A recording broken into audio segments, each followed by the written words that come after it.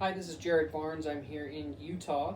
We're going to be doing the Aviation 350 Capstone project. We're going to be talking about alternate minimums and whether they're legal at our alternate airport that the dispatcher has sent us. So let's talk about the flight first of all. We're going to be flying in CRJ 200-A, which means that it has a Mode C transponder but no GPS.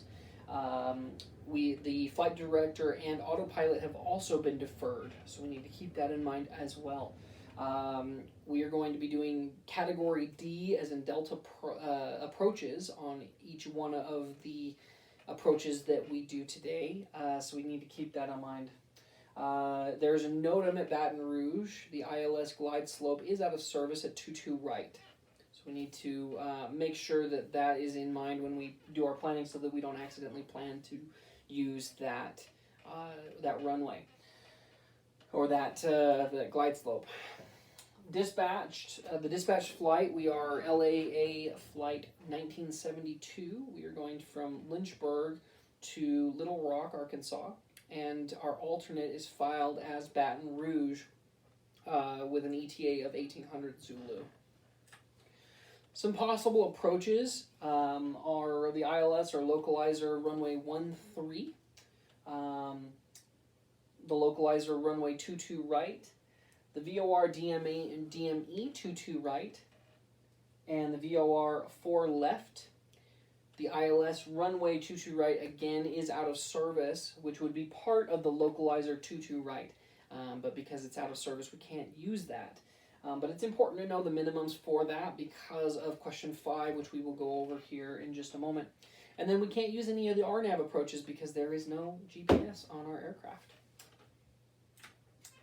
So let's talk about the dispatched weather, the forecast at Baton Rouge. So let's look at the TAF here for just a second. We go down and our ETA is 1800, which actually ends up being a temporary TAF.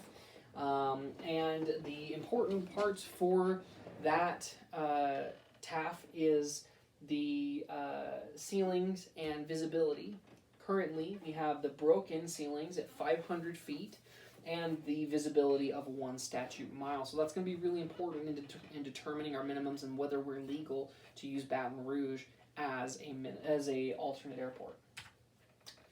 So let's talk about what our legal minimums are. Let's talk about first the 1 nav legal minimums. The ILS or localizer runway 13 actually ended up being the best one, but let's talk about it here for just a second. The way that we determine our alternate minimums is by adding 400 feet to the lowest possible approach minimums and 1 statute mile.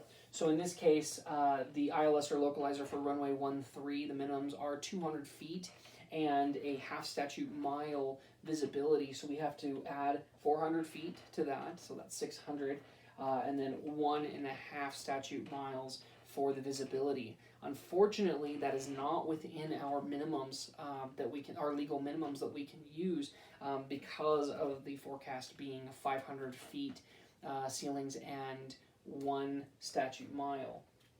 The localizer 22 right, everything else is very, very different, but something to keep in mind is that if the ILS was for runway 22 right was not out of service, we would still not be within those minimums.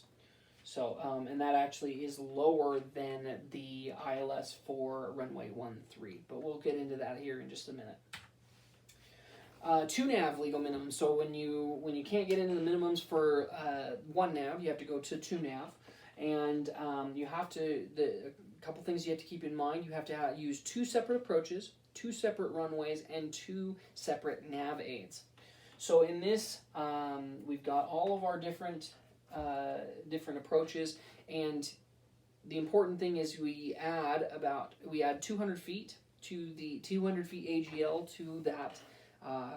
Those minimums, and we have to add a half statute mile. So in this case, we're looking at ILS or localizer runway 13 is actually within minimums. That is actually something that we can use, except for the fact that we have to use the higher of two different approaches, and those approaches have to be on different runways and they have to be on different nav aids. So the next one that we would be able to use, the next lowest that we would be able to use, is the VOR DME 22 right, and that actually puts us above our minimums at 700 feet and 1 3/4 statute miles. So unfortunately, we are not legal. Again, the forecasted ceiling and visibility for this for Baton Rouge is 500 feet and 1 statute mile, and unfortunately, the 1 nav minimums are just right outside by 100 feet and a half of mile, which is 600 feet and 1.5 statute miles. And the 2 nav minimums, our lowest legal minimums, or our lowest minimums would be 700 feet and 1 3/4 statute mile. So unfortunately, we're going to have to send this back to the dispatcher and tell them that we got to find a different alternate because it's not going to work. But what if the ILS runway 22 right the glide slope was operative? That would put our minimums at 200 feet or 200 AGL and 3/8 statute mile or RVR 1800.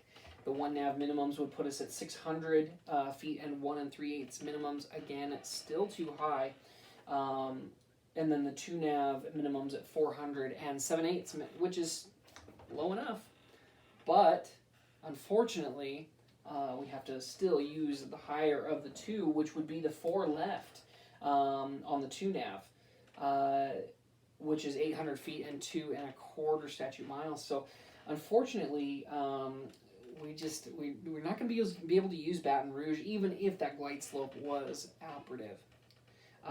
Anyway, thank you so much for this class. It actually was one of the most interesting classes I took at Liberty. I'm really excited to get into my flight career and get my bachelor's degree, which we're really close to.